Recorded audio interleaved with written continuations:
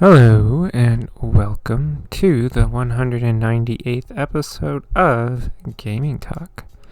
This is the first time that I'm going to be talking about a mod for a game, but why not? With that, on this episode I'm going to be discussing and giving my thoughts on the VR mod for Half-Life 2.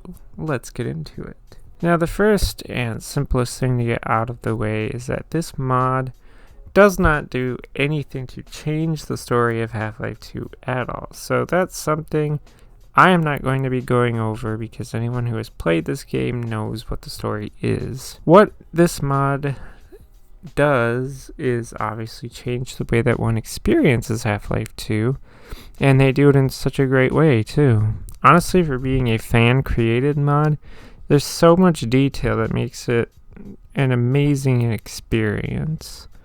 Now, I kept the movement options all default, which really meant that the walking was smooth while the turning was at different angles, which is good.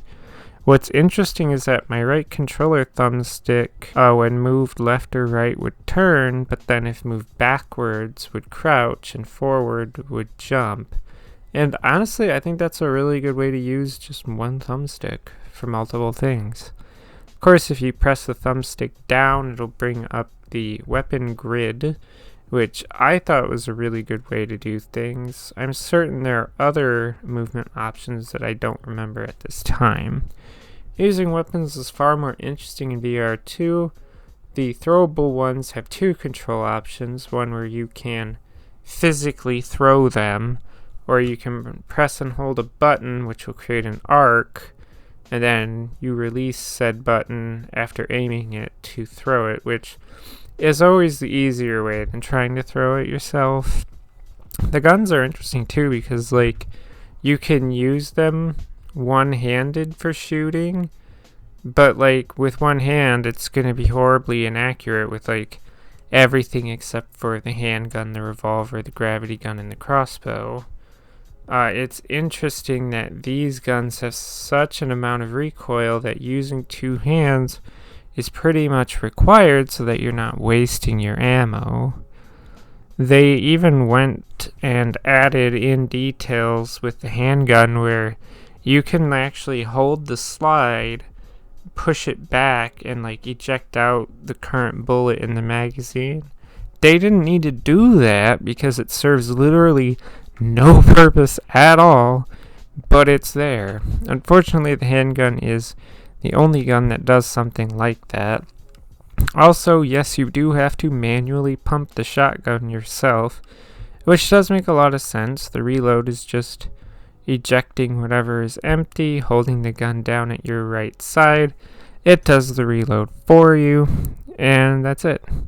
It's smooth and well implemented. Something that is a bit more convoluted when it comes to this mod is driving. Now, there are multiple options that I don't remember what every option is.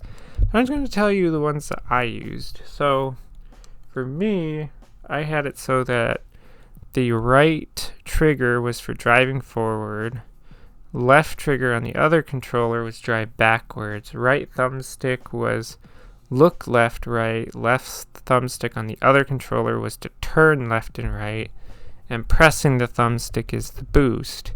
So that means driving the car and the boat is a little more complicated when not only do I have to turn them, but I also have to change the direction I'm looking while I'm turning. But that was really my probably most negative experience with this mod. The other thing was that when I got to the Nova Prospekt section, my game glitched and wouldn't let the two gates open after pulling a lever, and I ended up having to restart that section again. But that's about the only thing that happened to me that's negative.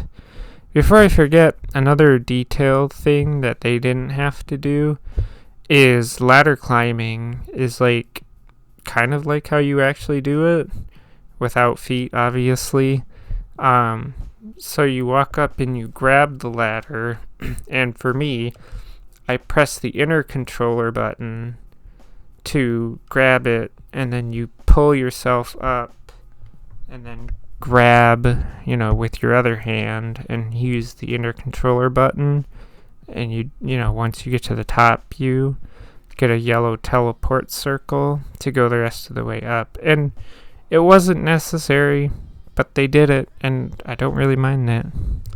Honestly, the VR mod for Half-Life 2 is really just a very whole experience to experience a classic game in a new manner. If you have a VR headset and you like Half-Life, I'd recommend this 100%.